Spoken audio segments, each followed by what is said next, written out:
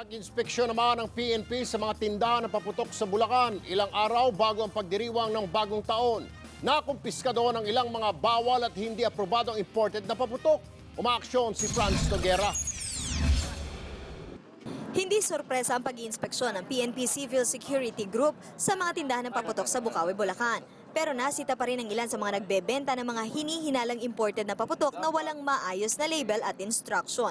Katwiran naman ng mga vendor, lisensyado ang gumawa ng paputok kaya ibinibenta nila. Nagkaroon pa ng kaunting komosyon dahil ayaw buksan ng isang tindahan ang kanilang bodega. Mapipilitan tayo pasara to. Pilitan tayo pasara kung bakit ayaw nyo buksan yung bodega nyo. Dahil may tinatago, isa lang ang kahulugan, no? May tinatago. Wala po sama yung susi. May mga nakumpiska ring bawal na paputok gaya ng Plapla, OG Thunder, Goodbye Philippines, Bin Laden at Kabasi. Bawal ang mga ito dahil lampas sa 0.2 grams o 1/3 teaspoon ang pulburang laman ng mga ito. Pero kahit halos lahat ng stalls ay nakitaan ng paglabag, hindi muna sila ipinasara.